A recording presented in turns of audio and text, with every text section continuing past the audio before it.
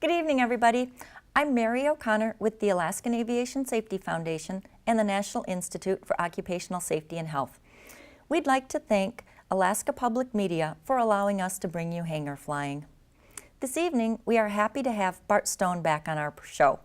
Bart has extensive flight experience. He's been flying for 50 years in Alaska, and he's got 30,000 plus hours of airplane and helicopter time.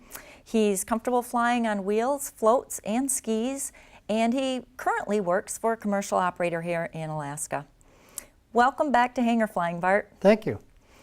As you know, August is a challenging month for aviation safety in Alaska.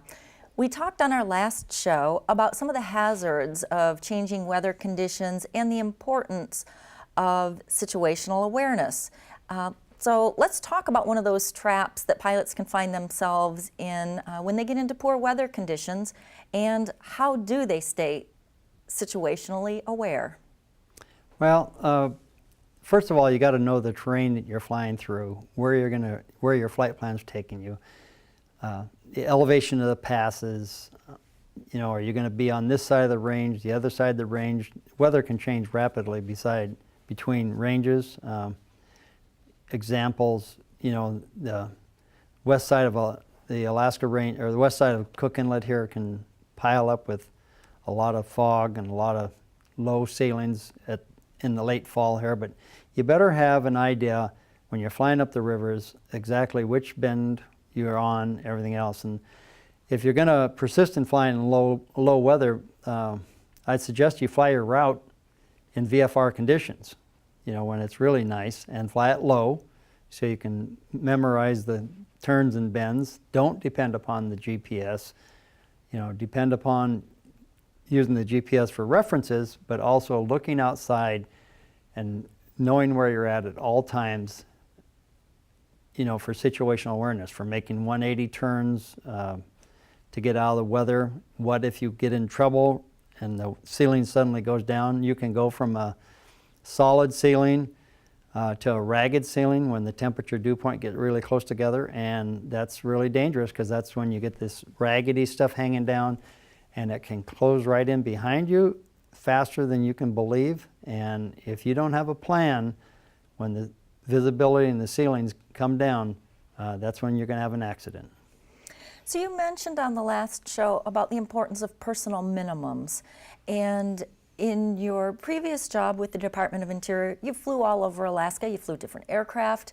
So that term of personal minimums would apply to different aircraft, different geographic areas in Alaska, and different weather situations, correct? Yeah, that's totally correct. And I think another thing that kind of sucks a lot of people into trouble, besides you set your personal minimums, and when you get to that minimum, you don't exceed it. You just turn around, land if you have to at the closest possible landing spot, whatever gear configuration you're in. But if you hear reports of somebody else ahead of you making it through some pass, don't take that as gospel that it's good for you.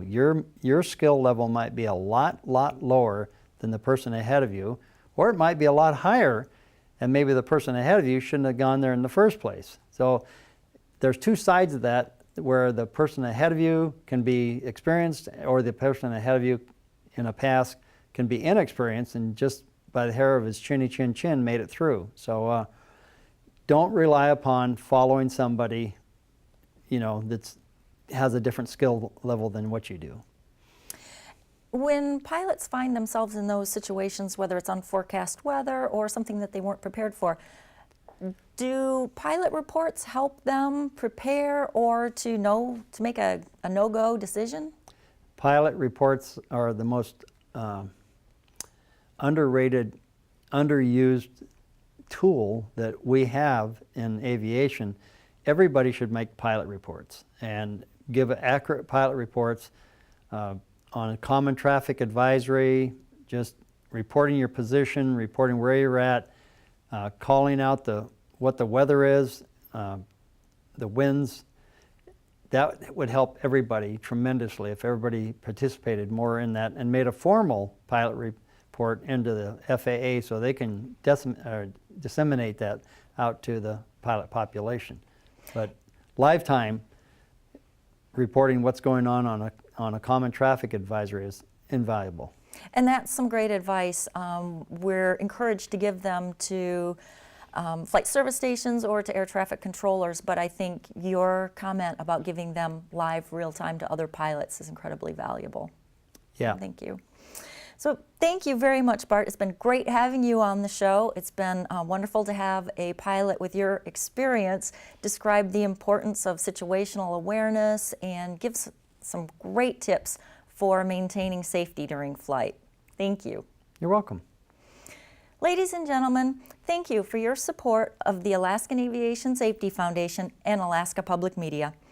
Let's do our best for the rest of this year to have a safe flying season. I hope this information has been helpful. Until next time, fly safely.